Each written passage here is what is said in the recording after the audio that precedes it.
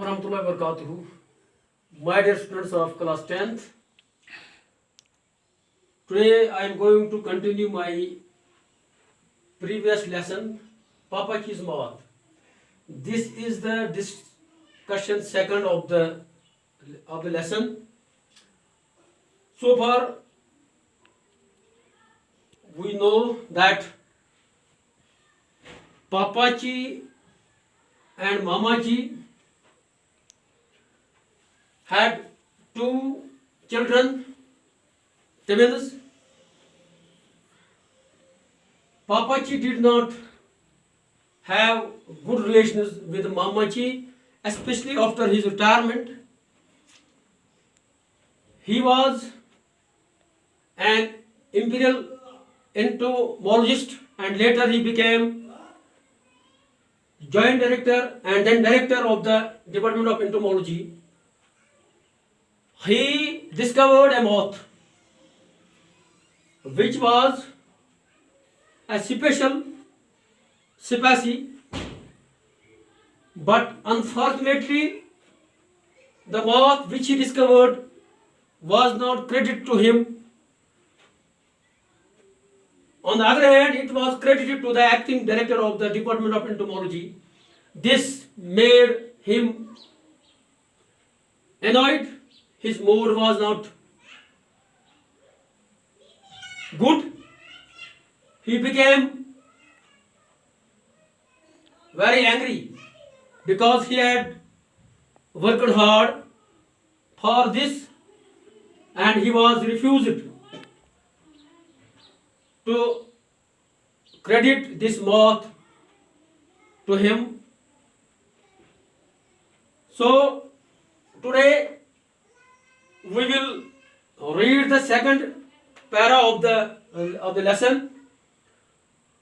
Though Mama Ji had conical corneas and was already practically blind. Mama Ji had conical corneas. She had some defect in her eyes. Conical means it is the adjective coon like. So उसकी आंखों में तकलीफ थी इसलिए उसको पूरा दिखाई नहीं दे रहा था, यानी वो तकरीबन अंधी थी. Pappachi would not help her with the pickle making. तो वो अचार का काम करती थी तो पापा जी उसको अचार बनाने में उसकी मदद नहीं करता था. Because he did not consider pickle making a suitable job for a high ranking x government officer. क्योंकि वो एक ऑफिसर रिटायर हुआ था डिपार्टमेंट ऑफ एंटोमोलॉजी. वो अपने लिए ये आचार का काम ठीक नहीं समझता था क्योंकि वो बड़े ओहदे से फारिग हुआ था, इसलिए वो अपने लिए ये काम हकीराना समझता था. He had always been a jealous man. वो हमेशा एक उसको हसद थी, वो हासिद था. So he greatly resented the attention his wife was suddenly getting. इसलिए वो अपनी बीवी की तरफ तवज्जो नहीं दे रहा था. He slouched around the compound in his immaculately tailored suit. Slouch means stand, sit or move in a lazy drooping way. यानी वो अपने सहन में अपने कंपाउंड में घूमता था, फिरता था. अपने इस इमेक्यूटली क्लीन, अपने इस साफ शफाफ सूट में, इस ड्रेस में वो इधर कंपाउंड में घूमता था. और वहां उसकी नजर मिर्च, हल्दी, नमक और वहां इसका वो ढेर लगा हुआ था जो मामा जी के पास होता था, जो जिसको वो अचार बनाने के लिए इस्तेमाल करती थी. उसकी नजर उस पर पड़ती थी और उसको उसका मूड ठीक नहीं रहता था, उसको थोड़ी बहुत चिपकली होती थी. क्या देख रहा था वो? watching Mama Ji supervise the buying, the weighing, the salting and drying. Mama Ji अचार बेचती थी, तोलती थी, उसमें नमक लगाती थी, बाकी मसाला लगाती थी और उसको खुशी करती थी। ये पापा की सब कुछ देख रहा था।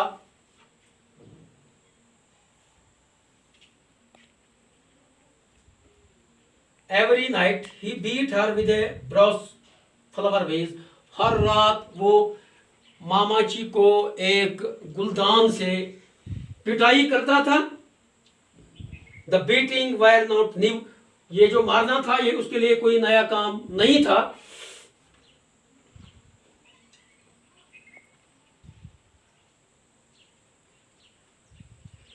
What was only the frequently with which they took place। लेकिन जो उसमें कोई नई चीज थी वो ये थी कि वो लगातार कभी इसको लगातार इसकी पिटाई करता था। One night Papaji broke the bow of Mamachi's violin and threw it in the river।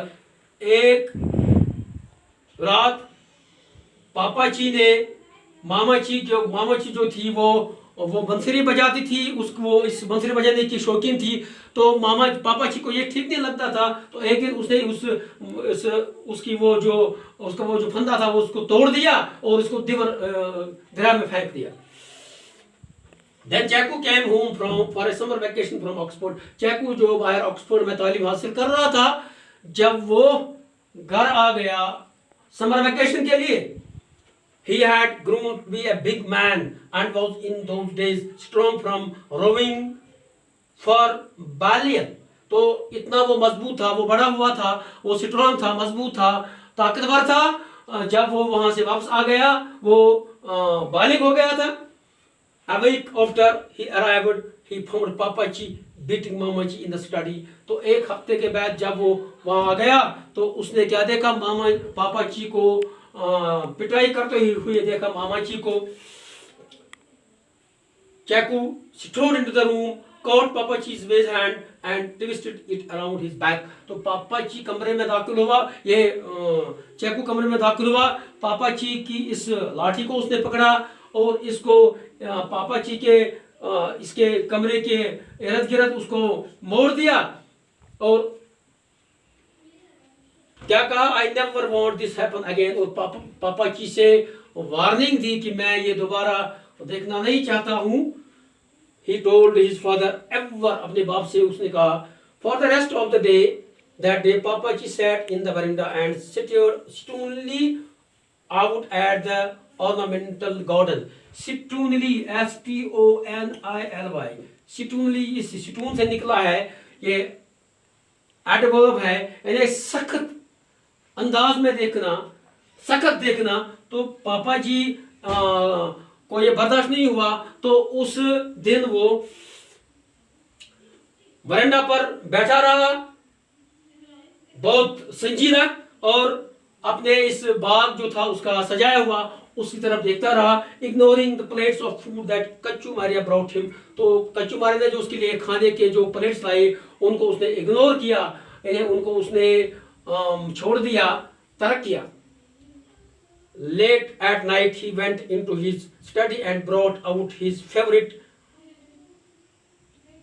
mahogany rocking chair। तो रात देर वो अपने कमरे में चला गया और उसके पास जो महागानी वो मतलब बड़ी जो कुर्सी थी और उसको लाया। he put it down in the middle of the driveway। तो उसने ड्राइववे के बीच में उसको रख दिया and smashed it into little bits with a plumber's monkey wrench।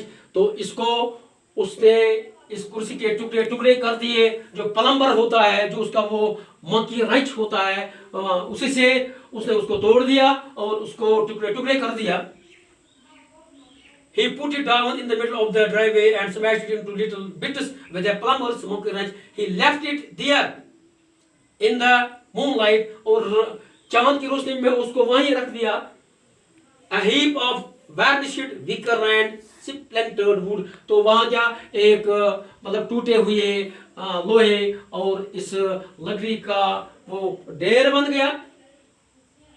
He never touched मामाची again। तो उसने कभी मामाची को फिर छुआ नहीं। But he never spoke to her इधर एज लॉन्ग एज लिव्ड, लेकिन जब तक वो जिंदा रहा उसने कभी उसके साथ बात नहीं की. When he needed anything he used Kochu Maria और baby Coach Mama as intermediaries. तो जब उसको किसी चीज की जरूरत पड़ती तो वो कोची मारिया और कोच मामा इनको इस्तेमाल करता था दरमियानी आदमी के, मतलब दरमियानारी करने के लिए उनको इस्तेमाल करता था. वही उसकी बात वो उस तक पहुंचाते थे और उसका काम होता था. In the evening when he new visitors were expected, शाम को जब उसे तवक्का थी कि आज विजिटर्स आएंगे, सयाह आएंगे यहाँ, he would sit on the veranda and sew buttons that were not missing on to his shirts. वो बटनों को सीता था उस वरंडा पर, जो बटन उसके कमीज पर बिल्कुल सही सालिम थे, मौजूद थे, तो फिर भी वो उनके ऊपर उनको सीता था. When to create the impression that मामाची neglected him, ये मतलब तासुर देने के लिए कि मामाची उसकी मतलब लापरवाही करती थी, उसका काम नहीं करती थी, उसकी तरफ तवज्जो नहीं देती थी. ये लोगों को देख मतलब ये उनको समझने के लिए करता था.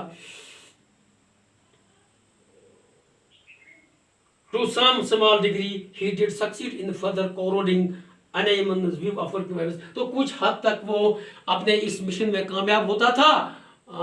बाकी जो अनैम में जो बाकी औरतें थी, बाकी बीवियां जो थी, उनको ये तासुर देने के लिए कि मेरी बीवी जो है मेरे साथ अच्छा सलूक नहीं करती है.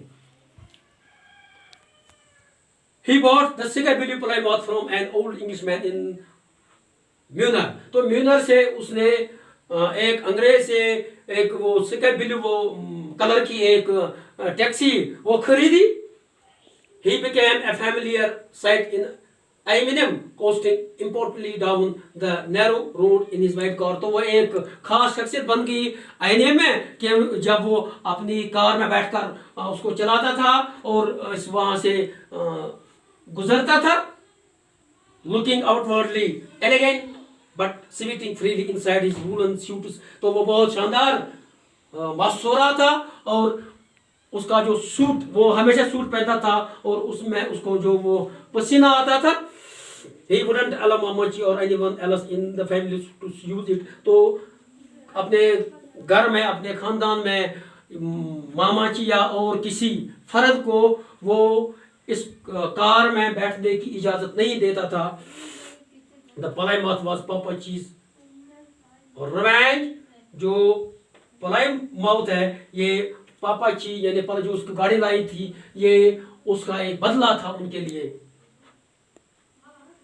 Papaji had been an imperial entomologist at the Pusa Institute. तो पापाजी जो था वो पूसा इंस्टीट्यूट में एक बतौर एक imperial entomologist. Imperial entomologist means it was a position in British India for an entomologist. तो एक ओहदा था जब हिंदुस्तान अंग्रेजों के तहत था, ये एक ही मुल्क था, तो यहाँ पर अंग्रेजों की हुकूमत थी. उस वक्त डिपार्टमेंट ऑफ एंटोमोलॉजी में इंपीरियल एंटोमोलॉजिस्ट एक ओहदा था. तो एक वो उसी ओहदे पर फाइज था.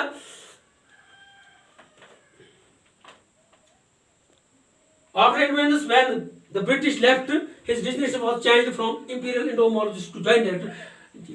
फिर जब 1947 के बाद यहाँ से अंग्रेज चले गए, हिंदुस्तान आज़ाद हुआ, तो उसका जो वो ओहदा वो चेंज हुआ, तब्दील हुआ from imperial entomologist to joint director entomology. The year he retired, जिस साल वो रिटायर हुआ, सबकदोश हुआ, he had risen to a rank equivalent to director. तो वो डायरेक्टर के ओहदे के बराबर पहुंच गया था. तो रिटायरमेंट जब उसकी हो गई तो उसका ओहदा क्या था? Director entomology. Thank you.